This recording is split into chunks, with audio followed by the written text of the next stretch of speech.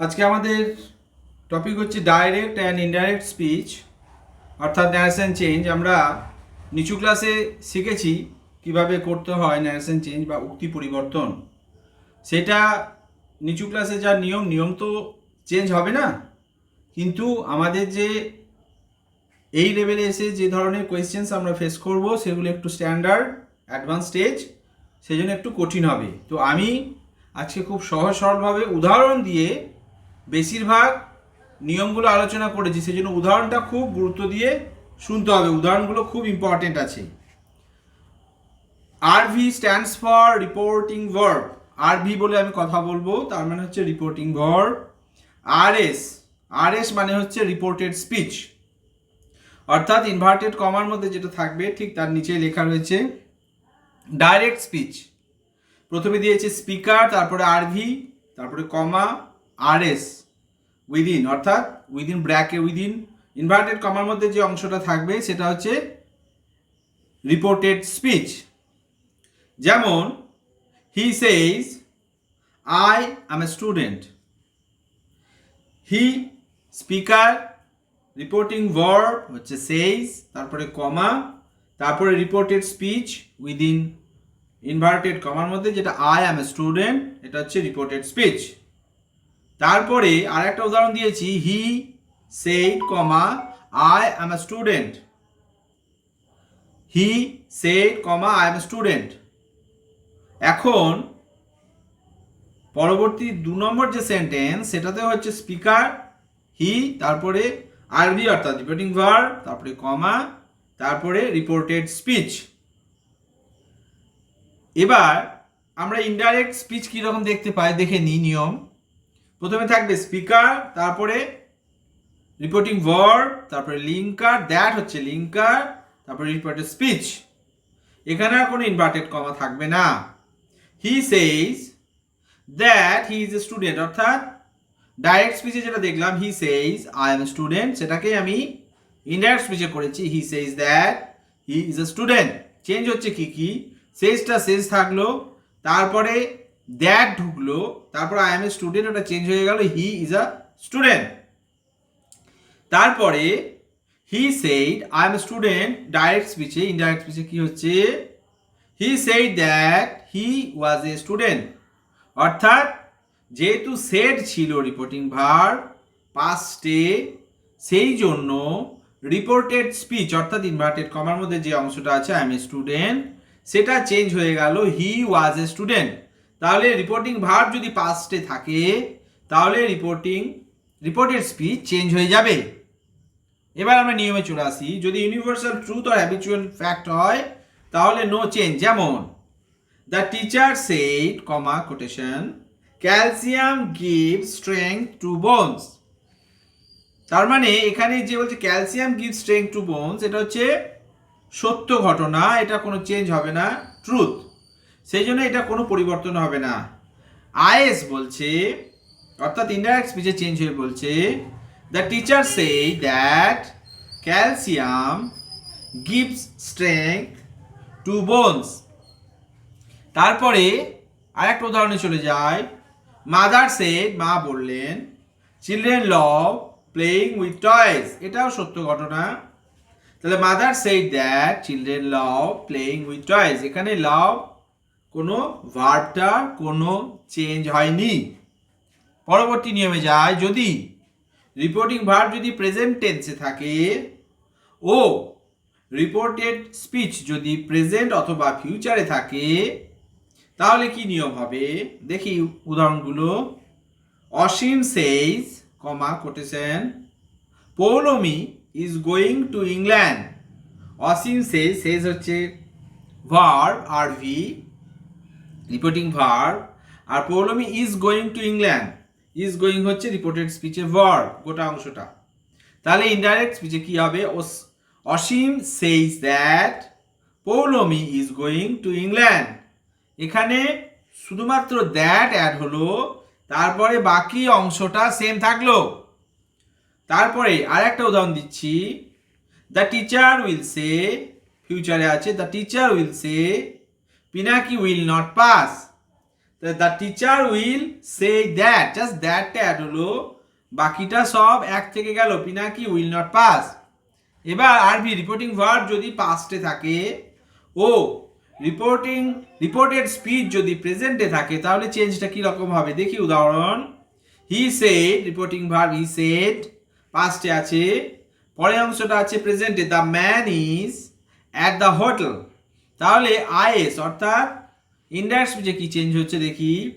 He said that the man was at the hotel, অর্থাৎ said reporting verb যদি পাস্টে থাকে তাহলে ওর এতটাই ক্ষমতা রিপোর্টের স্পিচের গোটা অংশটাকে পাস্টেই করে নিতে হবে, করতে বাধ্য আমরা।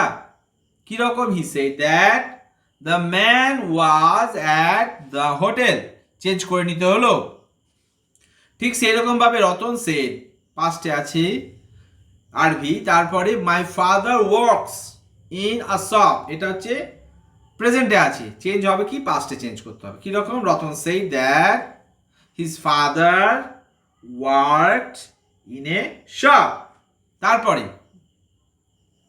হি said I am writing a letter to my friend, he said that he was writing a letter to his friend. তাহলে সেড থাকার জন্য পরবর্তী অংশটা অর্থাৎ রিপোর্টের স্পিচটাও চেঞ্জ হয়ে গেল পাস্টে। They said to him we are going, said to আছে সেই জন্য টোল্ড হচ্ছে, this told him that they were going. তারপরে he said I have passed the examination, I have passed the examination. He said that he had passed the examination, অর্থাৎ said থাকার জন্য পরবর্তী অংশটা অর্থাৎ রিপোর্টেড স্পিচটা পাস্টেই চেঞ্জ হয়ে গেল, অর্থাৎ এটা যেহেতু প্রেজেন্ট পারফেক্টে ছিল ওই সেড এর এতটাই ক্ষমতা সে পরবর্তী স্পিচটা রিপোর্টেড স্পিচটাকেও পাস্ট পারফেক্টে চেঞ্জ করে দিল। Mother said to me I have taken the medicine, তাহলে mother told me, said to থাকলে টোল্ড হয়, mother told me that she had taken the medicine. তারপরে Partho said the teacher has not been teaching for a week, has not been teaching অর্থাৎ perfect continuous, present perfect continuous আছে। Partho said that the teacher had not been teaching for a week. Partho said that the teacher, just has টা change করে had হয়ে গেল, অর্থাৎ গোটাটাই পাস্টে চলে এলো। তারপরে অর্থাৎ যদি রিপোর্টিং ভার্ব পাস্টে থাকে তাহলে রিপোর্টেড স্পিচ গোটাটাই সেই পাস্টের সেই টেন্সে চেঞ্জ হয়ে যাবে। Rina said, I have been reading for a long time. I have been reading for a long time. এটা পারফেক্ট কন্টিনিউয়াস আছে, প্রেজেন্ট পারফেক্ট কন্টিনিউয়াস, কিন্তু এই সেডের এতটাই ক্ষমতা এটাকে পাস্ট পারফেক্ট কন্টিনিউয়াসে চেঞ্জ করে দিচ্ছে। Rina said that she had been reading for a long time. এবার আমরা দেখলাম যে শুধুমাত্র রিপোর্টিং ভার্বটা পাস্টে থাকার জন্য রিপোর্টেড স্পিচটাও চেঞ্জ হয়ে গেল পাস্টে, রিপোর্টেড স্পিচটা প্রেজেন্টে থাকলেও পাস্টে চেঞ্জ হয়ে গেল। এবার আমরা দেখব যদি রিপোর্টিং ভার্ব পাস্টে থাকে এবং রিপোর্টেড স্পিচটাও যদি পাস্টে থাকে তাহলে কি হবে দেখা যাক। পরের টেন্সে লাভ অর্থাৎ এক ঘর লাফিয়ে চলে যাবে। এক ঘর লাফিয়ে মানে হচ্ছে চারটে টেন্স আমরা জানি, independent, continuous, perfect and perfect continuous. তাহলে যদি পাস্ট ইনডিপেন্ডেন্টে থাকে তাহলে এক ঘর লাফিয়ে পাস্ট পারফেক্টে চলে যাবে। আবার যদি পাস্ট কন্টিনিউয়াসে থাকে তাহলে এক ঘর লাফিয়ে পাস্ট পারফেক্ট কন্টিনিউয়াসে চলে যাবে। যেমন উদাহরণ দেখলে ক্লিয়ার হয়ে যাবে জিনিসটা। He said comma quotation I wrote a letter, he said পাস্টে আছে, আই রোট এ লেটার এটা পাস্ট ইনডিপেন্ডেন্ট আছে।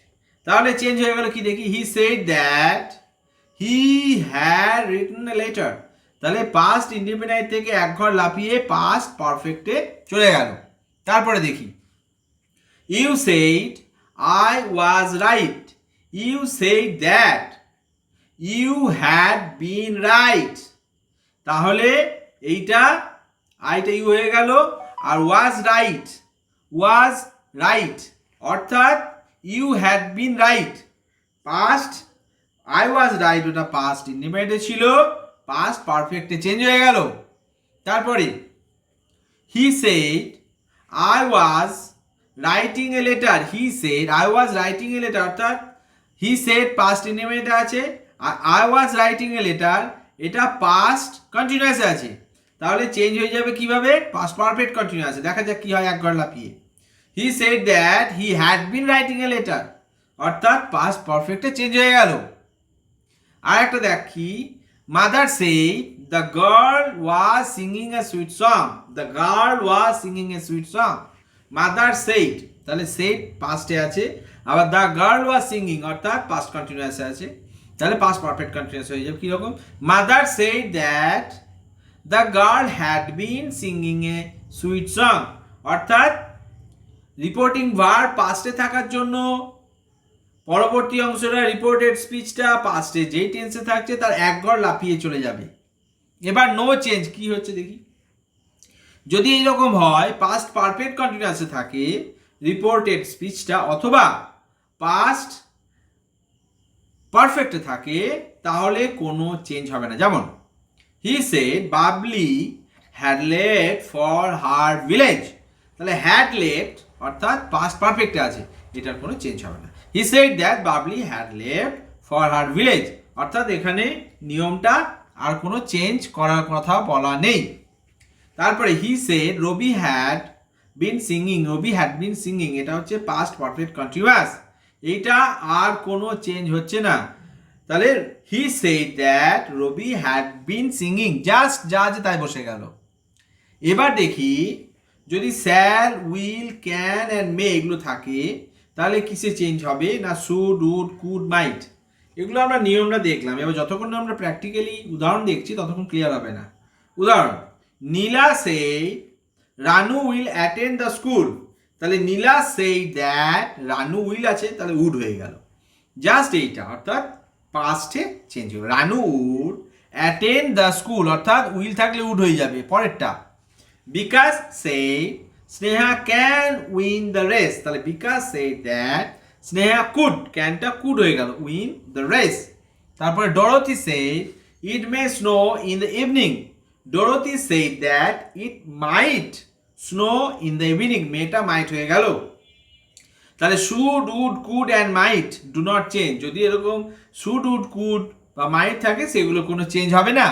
Must changes into had to অর্থাৎ মাস্ট থাকলে হ্যাড টুতে চেঞ্জ হবে। যেমন রাজু সেড, রাজু বলছে Amal must post letters, Raju said Amal must post letters, তাহলে মাস্ট আছে, দেখি কি হয়।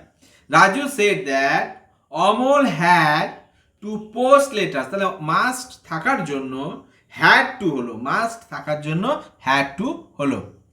এবার চেঞ্জ অফ প্রোনাউন্স, তাহলে আমরা অনেকটা শিখলাম, এর আগে তো আমরা নিচু ক্লাসে এগুলো সব শিখেছি, এখন যত বেশি উদাহরণ দিয়ে আমরা প্র্যাকটিস করব, ঠিক সেই কারণে বেশি বেশি উদাহরণ দেওয়ার চেষ্টা করেছি। তোদের যদি কোনো সমস্যা থাকে আমাকে হোয়াটসঅ্যাপ করবি বা আমাকে কমেন্টে জানাবি। যেমন change of pronouns or possessive adjectives কি হচ্ছে, মাই থাকলে মাই হবে, মি থাকলে মি হবে যদি সাবজেক্ট ফার্স্ট পারসন, আই যদি সাবজেক্ট থাকে তাহলে এইভাবে চেঞ্জ হবে। তারপরে মাই থাকলে ইয়োর বা মি থাকলে ইউ, সাবজেক্ট যদি ইউ থাকে, এগুলো উদাহরণ দিলে ক্লিয়ার হবে। মাই থাকলে হিজ হবে, মি থাকলে হিম হবে, সাবজেক্ট যদি হি থাকে, আবার মি থাকলে কি হবে সেকেন্ড পারসন, ইয়োরটা মাই হবে, ইউটা মি হবে, ইউ থাকলে your your you you, him থাকলে ইয়োর হিজ আর ইউটা হিমে চেঞ্জ হবে। Change in time place manner, time থাকলে দেখি কি হয়, নাও যদি থাকে তাহলে দেন অথবা অ্যাট দ্যাট টাইম, অ্যাগো থাকলে বিফোর, হেন্স ফোর্থ থাকলে দেন্স ফোর্থ, হেন্স ওয়ার্ড থাকলে দেন্স ফরওয়ার্ড, লং অ্যাগো থাকলে লং বিফোর, টুডে থাকলে দ্যাট ডে বা সেম ডে, tonight থাকলে that night বা the same night, tomorrow থাকলে the next day বা the following day, yesterday থাকলে the previous day অথবা the day before, last night থাকলে the previous night অথবা the night before, last occasion থাকলে the previous occasion, next day থাকলে the following, the day after হবে, next day থাকলে the day after হবে। আবার place যদি ডাইরেক্ট থেকে ইনডাইরেক্ট কি হবে, হিয়ার থাকলে দেয়ার, at this place থাকলে at that place, manner direct থেকে ইনডাইরেক্ট, দাস থাকলে শো, in this way থাকলে in that way, in this manner থাকলে in that manner, hereby থাকলে thereby, ডাইরেক্ট ডিস্টেন্সে দিস থাকলে দ্যাট, দিস থাকলে দোজ, হাইদার থাকলে দাইদার, হেন্স থাকলে দেন্স, ফ্রম থাকলে ফ্রম হিয়ার থেকে যদি থাকে তাহলে ফ্রম দেয়ার হবে।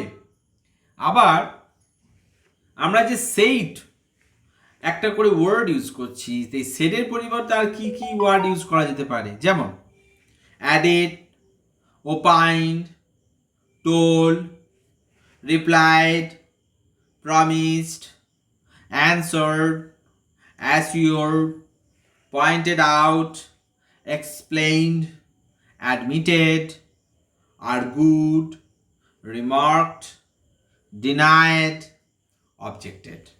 তাহলে সেইড থাকলে আমরা যে কোনো একটা ইউজ করতে পারি, অর্থাৎ এগুলো দিলে পরে আরও বেশি হাইলাইটেড হবে এবং আকর্ষণীয় হবে। ম্যাক্সিমাম ছেলেমেয়েরা তো সেট বা টোল ইউজ করবে, কিন্তু তুই যদি এই সমস্ত ওয়ার্ড ইউজ করিস তাহলে তোরটা একটু আলাদা হবে এবং আকর্ষণীয় হবে।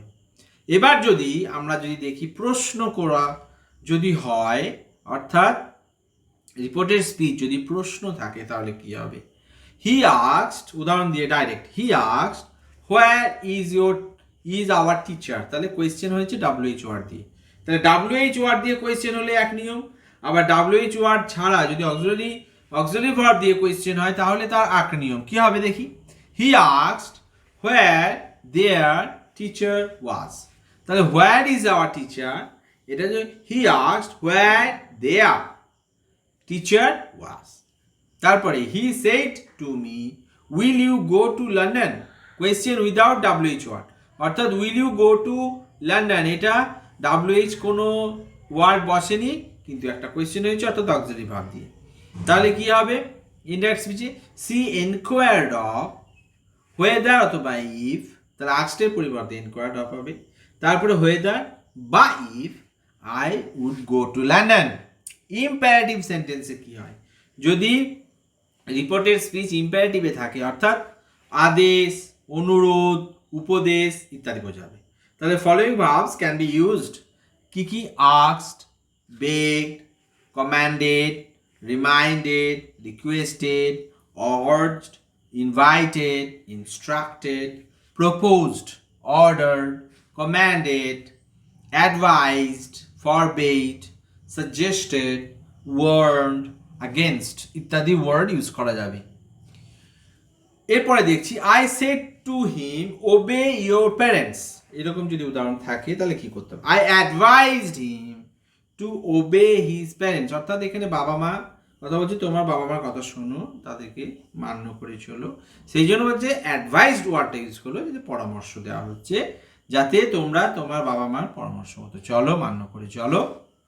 তারপরটাতে teacher said be silent and listen to my words, তাহলে ইনডাইরেক্ট স্পিচে টিচার আর্জড, টিচার খুব জোর দিয়ে বলছে, আর্জড এই জন্য ইউজ হচ্ছে, সেড না ইউজ করে আর্জ যে ইউজ করবে সে বেশি নাম্বার পাবে, মানে বেশি ফোকাস পাবে, নাম্বার অ্যাটেনশন পাবে সে, যিনি পরীক্ষক তার কাছে। Teacher urge them to be silent and to listen to words, তারপরটা teacher say don't quarrel, the teacher advised, ঝগড়া করো না, অ্যাডভাইজড তাকে পরামর্শ দিচ্ছে।